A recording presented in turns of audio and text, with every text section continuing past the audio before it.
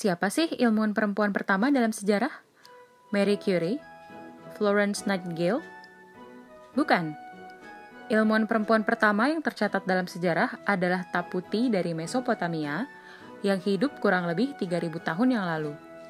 Taputi dikenal sebagai Taputi Belatekalim, di mana Belatekalim berarti seseorang yang bekerja sebagai pengawas di istana.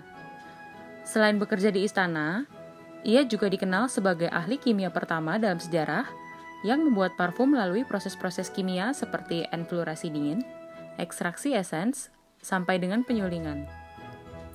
Beberapa ribu tahun setelahnya, yaitu di sekitar tahun 400 Masehi, dunia menyambut tokoh perempuan pertama yang menjadi pengajar di universitas. Ia adalah Hypatia dari Iskandaria atau Alexandria. Selama hidupnya, Hypatia banyak dikenal sebagai matematikawan, filsuf, dan juga astronom. Ia juga terkenal sebagai pembuat alat yang menjadi cikal bakal hidrometer. Sayangnya, catatan pemikiran dan percobaan dari kedua perempuan ini tidak ada. Catatan Taputi hilang, sementara catatan Hypatia habis dibakar orang-orang fundamentalis yang memprotes Hypatia karena ia dianggap mempraktikkan hal-hal yang bertentangan dengan agama.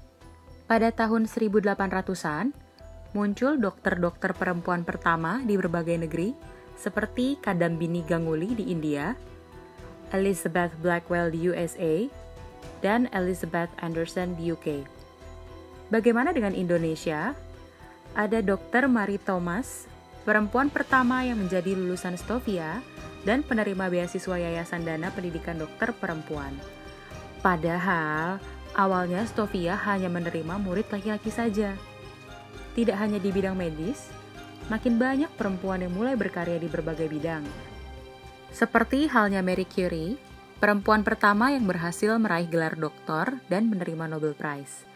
Selain Marie Curie, kamu mungkin mengenal Florence Nightingale, yang dianggap sebagai sosok penting di balik dunia perawatan modern, maupun Ada Lovelace yang memaparkan ide bahwa mesin dapat melakukan instruksi berulang dengan memasukkan kombinasi angka.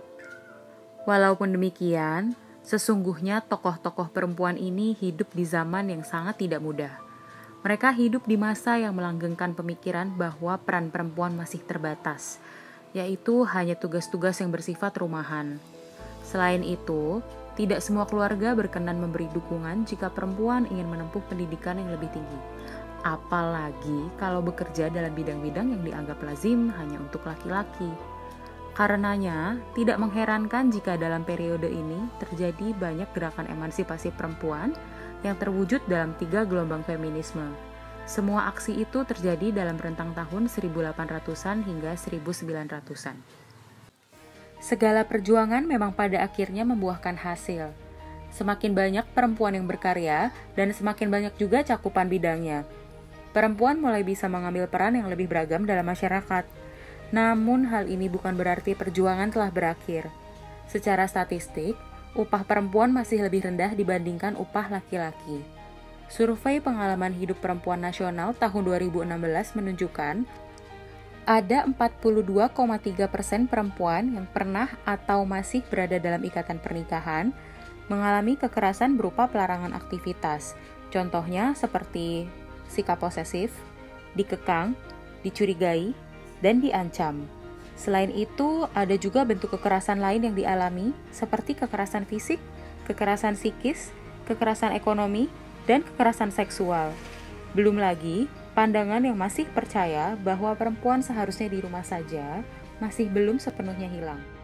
Mencatat pemikiran atau gagasan perempuan, membuka akses terhadap pilihan, dan memberi kesempatan lebih kepada perempuan untuk mengambil peran dalam masyarakat sangatlah penting.